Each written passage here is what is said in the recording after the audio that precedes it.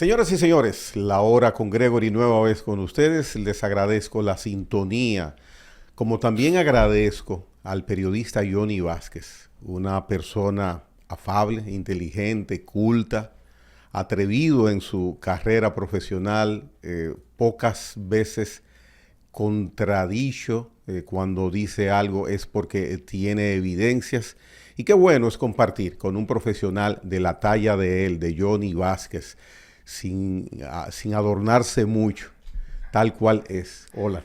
Hola, ¿cómo estás? ¿Bien? Muy bien, muy bien. Te pedí que volvieras, Johnny, porque sentía que como estuviste aquí en distintas ocasiones en los procesos electorales, verdaderamente sentía que hacía falta que por lo menos ese aspecto del seguimiento que le diste desde la hora con Gregory a las elecciones, cerraras eso que iniciaste y que cuando vamos a quienes ven tus programas acá en la hora con Gregory, nos damos cuenta que son miles y miles de personas. Entonces, gracias por haber vuelto. Gracias a ti por invitarme. De verdad que me siento bien, de verdad te lo digo honestamente. ¿Cómo no? Sí, a mí me invitan a muchos programas, yo no voy por el asunto de tiempo, pero aquí me siento muy bien, tengo que decirlo públicamente. Gracias por la deferencia. Entonces, entrando en materia, luego de tú haber, ya como lo dije, evaluado todos estos meses, ¿te sorprendió algo con los resultados que llegaron el 19 de mayo recién pasado? ¿Te sorprendió algo? En parte sí, en parte no. Vamos a comenzar con las elecciones. Ya hablamos y analizamos en programas anteriores todos los procesos de campaña, las municipales, y ahora lo que ocurrió el 19 de mayo, que fueron las elecciones presidenciales y congresuales.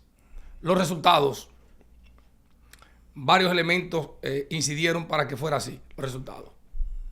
Primero, cuando tú buscas los resultados, tienes que remontarte al proceso de campaña. Vamos a comenzar con el presidente de la República,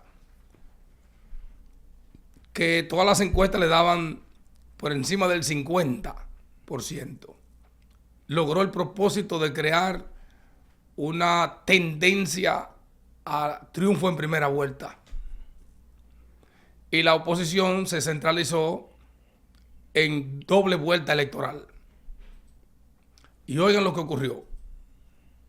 El presidente Abinader, previo a ya decir públicamente, lo dijo en Nueva York, en la parada dominicana en Manhattan fue que él anunció, por cierto, yo estaba ese día en Nueva York en la parada, en horas de la tarde, él anunció que iba a buscar la reelección presidencial. Yeah. Y desde ahí comenzó un proceso de creación de alianzas. Y en ese momento llevaba 14 alianzas. A medida que fue avanzando el tiempo en la campaña electoral, logró que 22 partidos lo postularan a la presidencia de la República. Fueron aliados tradicionales, algunos del doctor Balaguer en sus épocas de oro y del Partido de la Liberación Dominicana en la persona de Leonel Fernández y Danilo Medina. Pues algo insólito, el Partido de la Liberación Dominicana acudió solo a las elecciones. Y el Partido Fuerza del Pueblo acudió con 4 aliados. Resultado en primera vuelta, lo siguiente. De partido a partido, el PRM sacó 48% de los votos en las elecciones. Por tanto, solo no se iba en primera vuelta. Logra el 57% con el 9% que le aportaron los partidos minoritarios. El PRI, la UDC, el Partido de los Veteranos, Partido Cívico Renovador, Justicia Social, esos partidos le dieron el triunfo a Luis Abinader. Y al candidato del Partido de la Liberación Dominicana, Abel Martínez, esas elecciones lo perjudicaron porque le daban un 13% y bajó a 11%. Y Leonel Fernández logra un 29%. Por tanto, si esa alianza hubiese ido con un candidato único, en este caso Leonel Fernández, que siempre marcó más que Abel, esa alianza había obtenido un 40% y nadie sabe lo que había ocurrido. Y podía haberse viabilizado que llevaran un candidato único. No, no. Lo que pasa es que Leonel Fernández tiene un propósito que lo logró. Convertirse en la segunda fuerza política y ocupar la casilla número 2 y ser el líder. Porque Leonel Fernández sacó como voto que el PLD y que Abel Martínez. Hoy es un gran ganador del proceso electoral. No solamente por un asunto de recursos, ya como partido mayoritario, sino como figura para el 28. Leonel Fernández tiene prácticamente un 30%. Dado los resultados de esas elecciones, tú puedes estar seguro que medio PLD ahora se va con Leonel. Por un asunto de que ahí todavía no hay apertura. ¿Quién podrá construir una candidatura presidencial para el 28? Independientemente de juventud, de cosas. Entonces, ¿qué resulta? Que en un panorama no va Luis Abinader porque ya no hay otro mandato para él. Danilo Medina está inhabilitado y Hipólito Mejía está fuera de roster y por eso está empujando a su hija.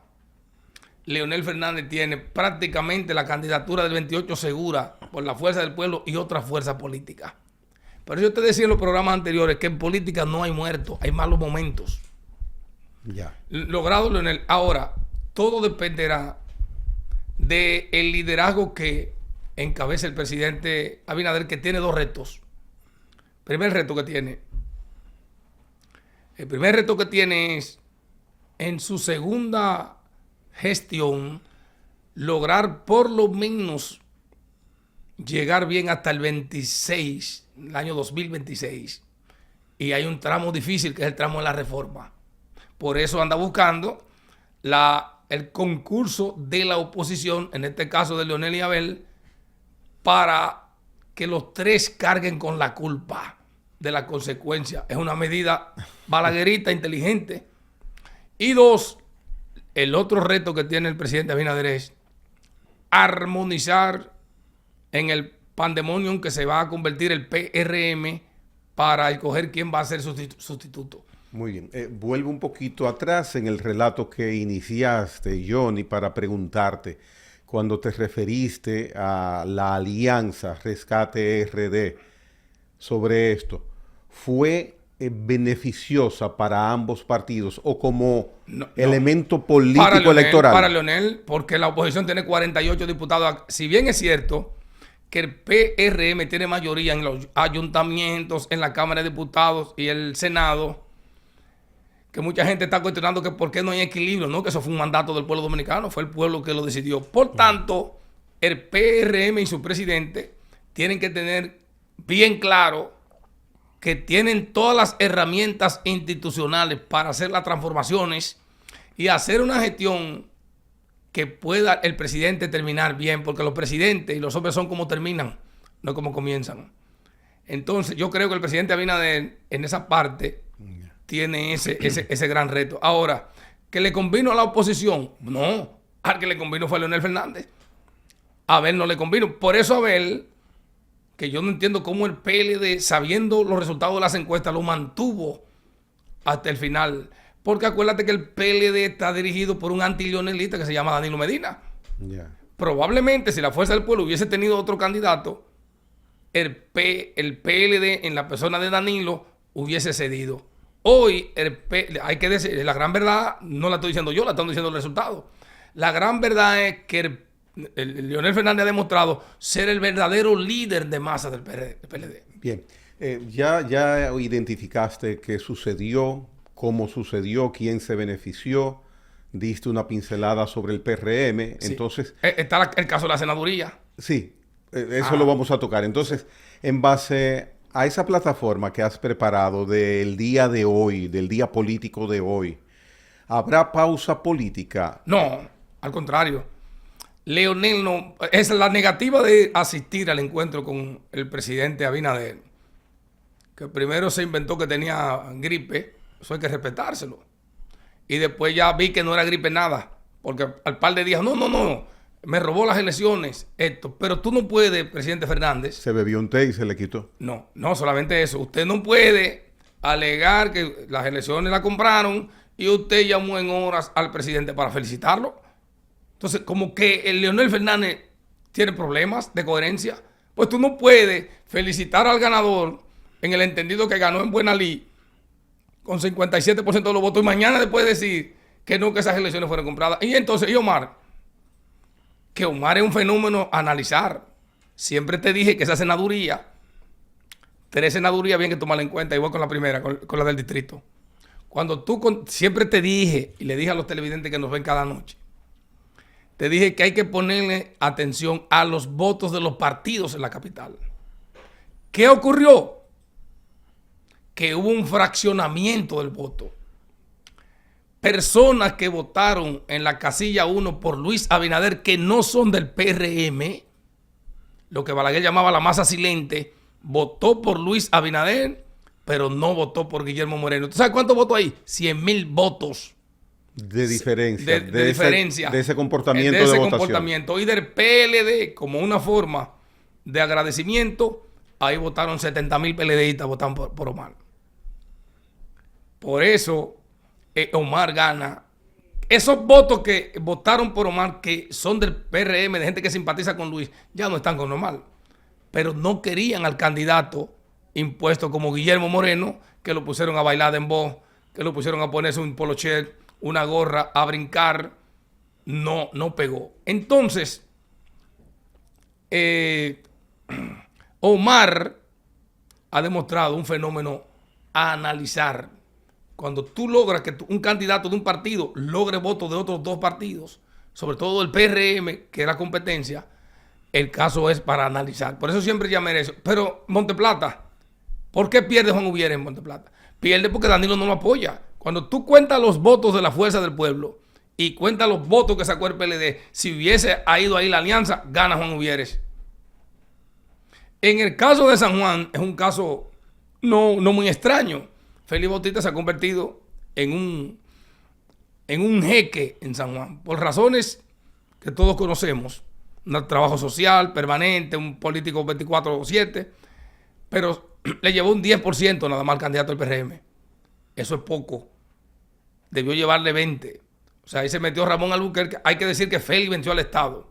Félix es un fenómeno a analizar, porque independientemente de los cuestionamientos, es el senador con mayor iniciativa en el Senado y con mayor proyecto. No lo digo yo, lo dicen los números del Senado. Y dos, le ganó al Estado. Le ganó a Danilo y a su hermana. Y le ganó al gobierno, a Albuquerque y a lo que el PRM mandó allá. En este momento, Johnny, hay un rol como partidos de oposición que se debe desempeñar de la manera más eficiente posible por razones obvias. De hecho, hay 2 congresos renovadores para Fuerza del Pueblo y para el PLD. Me gustaría oír tu opinión sobre eso. Bueno, tiene necesariamente que haber una renovación. Hay un liderazgo nuevo que viene surgiendo y hay que darle paso. Claro, será una tarea difícil. Muchas veces decía Peña Gómez que lo correcto era combinar lo nuevo con lo viejo. No salir de lo viejo totalmente. ¿Tú no notaste que en la campaña electoral esos caballos del comité político no salieron? Danilo salió de que a reclamar un voto que no se lo dieron. De que a cobrar, vine a cobrar mi deuda. No se la dieron. Esa mención se la hice a Lidio Cadet hace unas noches acá en el programa, sí, que brillaron por su ausencia. Sí, claro. Los miembros, sobre todo, del comité político. No lo mismo cuando Gonzalo. Claro, el PLD no está en el poder ya. No está en el poder, pero aunque no esté, ese es un partido de cuadros, de personas que estudió en la escuela política de Don Juan, que estudió política de verdad, los fundadores del PLD. ¿Cómo es posible que hayan dejado a Abel solo? Eso es un fenómeno. Entonces, la renovación, que también debe venir en el PRM, aunque el PRM se adelantó antes de las elecciones, Paliza, un hombre joven, y otros tantos dirigentes importantes, la senadora de Azo, Alía, es parte de la comisión política, Kelvin Cruz, son gente jóvenes que el PRM logró incorporar temprano en la campaña. ¿Y cómo tú podrías dibujar la renovación del PLD y también dibujar la renovación política de Fuerza del Pueblo? No, en Fuerza del Pueblo no va a haber renovación. Lo que yo sí creo pero hay un congreso ya para empezar. Sí, pero es un congreso para cumplir requisitos. Primero, Leonel no va a salir de la Fuerza del Pueblo. No va a dar la presidencia, ni va a dar la candidatura presidencial. Yeah. Más ahora después de ese posesionamiento. Está bien posicionado ahí, con la segunda fuerza política y la primera de oposición. Muy bien, se queda Leonel al frente de Fuerza del Pueblo. Muy bien. ¿Qué yo creo que si yo fuera Leonel Fernández hiciera? Ajá. Los voceros tienen que cambiarlo. Los voceros. Los voceros. Tiene que cambiar al director de prensa. Tiene que cambiar a los voceros. A Maldonado. Tiene que cambiar a Radamés Jiménez. Tiene que cambiarlo. No gustan cuando hablan, lo que hace que dividen. No tienen aceptación. No tienen Laura como la tiene, por ejemplo, Omar. ¿Y qué figuras hay ahí para esas posiciones? Bueno, hay mucha gente joven. Mira, ahí está Henry Merán, una buena persona que ha cagado asuntos electorales. Hay mucha gente jóvenes que hay que darle la oportunidad ahí. Incluso yo creo que a las mujeres hay que darle más oportunidades. Bueno, ahí está ahora esta muchacha que es diputada, la Méndez, que salió diputada. Hay que darle participación a esas mujeres que incluso lograron posiciones. Y la Secretaría General, que es un cargo sumamente importante. Ese cargo está en manos de los fundadores del PTD, que es donde viene la Fuerza del Pueblo. Hay que ver qué va a pasar ahí con Peñita. Pero tiene que ser una renovación. Claro, Leonel no va a perder el control de ese partido. Y más ahora. Primero ahora que va a acceder al gran presupuesto de financiamiento de los partidos. Pero estaba como partido mayoritario. Sí, pero en ese aspecto. pero se le da en función de los votos que saca. O sea que dentro de los mayoritarios hay escalas. Claro, hay escala. Hay escala. Número 1, el PRM. El número 2 era el PLD, ya no. Y el PRD mira por dónde va. Entonces, la renovación tiene que ser en base a figuras claves que hablen. Leonel Fernández no puede permitir que voceros estén permanentemente en diatribas. Tienen que ser con planteamientos técnicos, políticos. Y en el caso del Partido de la Liberación Dominicana... ¿Cómo sería la renovación? Bueno, ahí hay que tomar en cuenta a Juan Ariel. Yeah. Juan Ariel hay que tomarlo en cuenta. Es una figura que ha ido descollando, que lo más bueno que él tiene, y él se ríe cuando yo lo digo, es que él es hijo de Felucho, pero a Felucho no se parece en nada. Eso es lo mejor de él. Es lo mejor de él. Que no se parece. Él es bueno en todo. Ese muchacho es inteligente, es educado, es respetuoso, hace planteamientos técnicos, porque es un economista que maneja muy bien la dinámica. Pero Felucho es un político ducho. Sí, pero está retirado. Está retirado. Felucho era un precandidato una vez, 20 años atrás, importante. Una figura importante. Es que ellos se han ido apartando. Porque la gente quiere volver a Vos. Eso es imposible. Volver a Vos, volver a Peña, volver a Magluta. Eso es difícil. Volver a Balaguer es muy difícil. Porque esos fueron unos liderazgos sólidos, completos, que se mantuvieron pese a la campaña carnal, a la lucha frontal. Ellos nunca perdieron. ¿Y qué tanta energía le daría una renovación? ¿Qué tanto oxígeno obtendría el PLD si se renueva? Tiene que ser a nivel nacional. ¿Pero qué significa? Lo logra, ok. ¿Y qué lograría? El PLD es un partido que no nació para masificarse, sino para buscar votos, convencer gente, trabajar. Por eso el PLD se identificó siempre como un partido de cuadros. Mira, el doctor Balaguer se inventó aquí los subdirectorios del Partido Reformista en el proceso del 86 y comenzó a inscribir. Recuerdo que había un anuncio que tenía en la radio: ayuda a un reformista o a varios si te es posible, inscríbete en tu común, para que la juventud se inscribiera en los campesinos en el partido. Y se convirtió en un partido ya no solamente de masa por el líder, de estructura, con Almanzar, la comisión, en la escuela de cuadros de formación política, el ingeniero Serapio Terrero y otras figuras importantes. Malagón, ese grupo, Balaguer lo integró, Liceló Marte de Barrio, ese grupo, Balaguer lo metió todo allí. Y le dio actividades. Pablo Sánchez en San Juan, en Nueva York, afiliado con Monegro, Oscar Monegro, tú recuerdas, Nueva York. Y tenía Balaguer tenía una estructura y caminaba solo. ¿Y cuál sería el escenario ya a final de este año, diciembre, que termine ese proceso? No, nosotros vamos a estar en una campaña adelantada. Pero me quedo todavía en el PLD. Danilo Medina, ¿desaparecería verdaderamente como presidente del PLD? Olviden eso. Olviden eso. ¿Y si lo aspiran? No. Danilo siempre ha sido un armador atrás de las cortinas. Pero él será... Acuérdate que él no será presidente del PLD. Bueno, eso yo lo dudo que él lo saquen de ahí. Yo lo dudo. Aún renunciando. Su tentáculo. Él dice que no va a aspirar. Pero vamos a ver, porque acuérdate que Danilo, si hay una cosa que se le reconoce, es que un hombre que utiliza los resortes se inventó al penco en menos tiempo y enfrentó a un líder como Leonel Fernández. En este momento tengo de información que hay alrededor de 600, 700 firmas del Comité Central diciéndole que no, que él no va a renunciar. Él no se va a presentar. Pero olvídate que ahí van a haber precandidatos de él, que es lo mismo. Ya. Van a dirigir en el partido, pero de noche van en su casa a recibir las orientaciones. Olvídate de eso.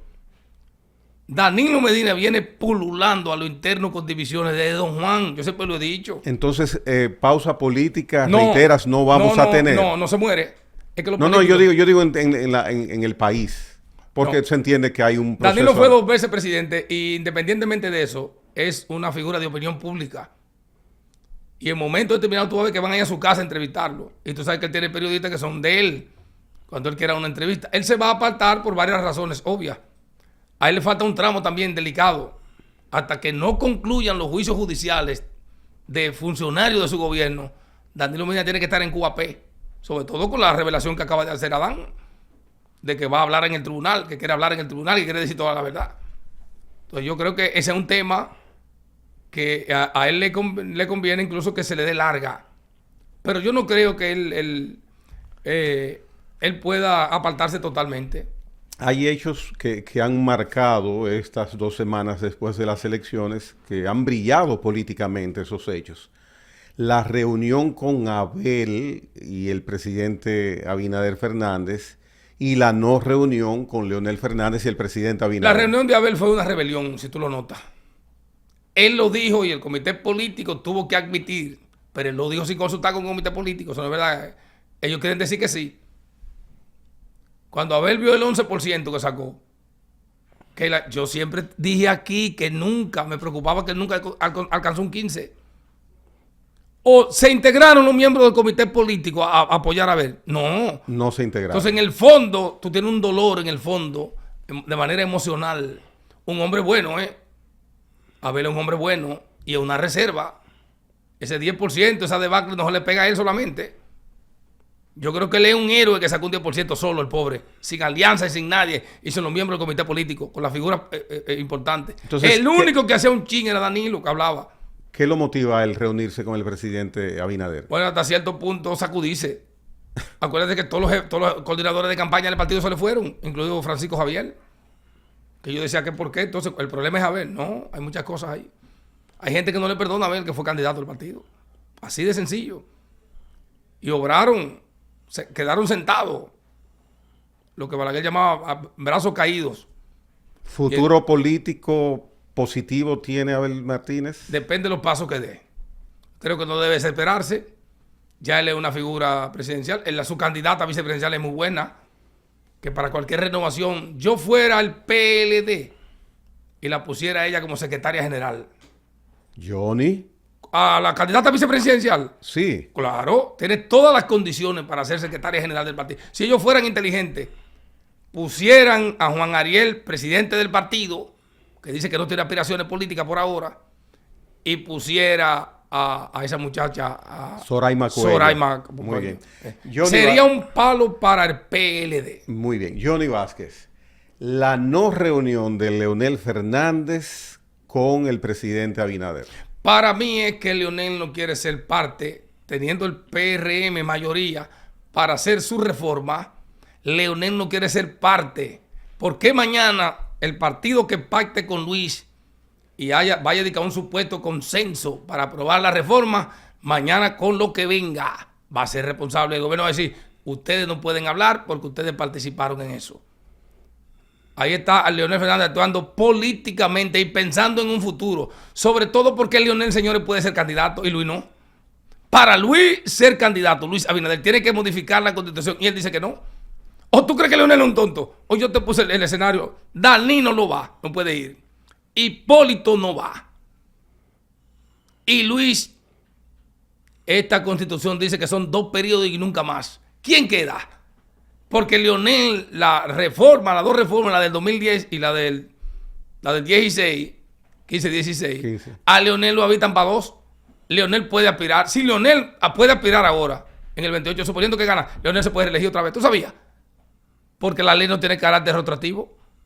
¿O tú crees que el tipo es abogado, es inteligente? Entonces, él no va, Leonel, yo no he hablado con él, pero seguro dice, yo no me voy a meter en ese matadero. El gobierno va a tener que cargar, sobre todo porque van a subir el romo, van a subir el ITEVI, no lo van a bajar, van a dejar el anticipo y van a poner otros gravámenes. Entonces, Leonel, que sabe que son medidas antipopulares, porque el pueblo lo más que menos le gusta es pagar impuestos, Leonel no se va a meter en ese berenjenal. Entonces esa reunión no va.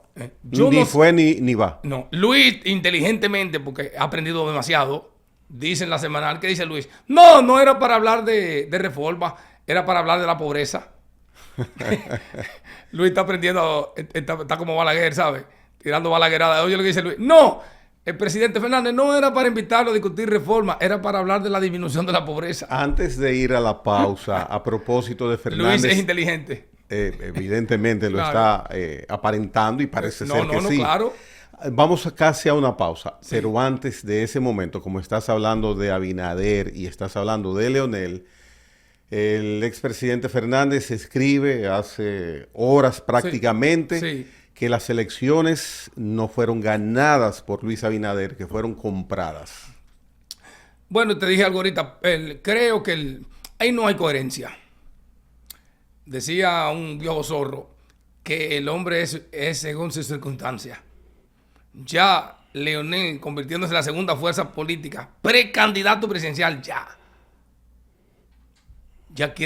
pretende desacreditar las elecciones. Por eso dije ahorita que como ese mismo hombre que felicita al presidente Abinader por el triunfo, es un hombre que una semana después hace esas declaraciones. Bien, vamos a hacer una pausa, Johnny Vázquez. Sí. Temas importantísimos te toca desglosar después de esta breve interrupción aquí en La Hora con Gregory. Johnny Vázquez, hoy con nosotros. Venimos en breve.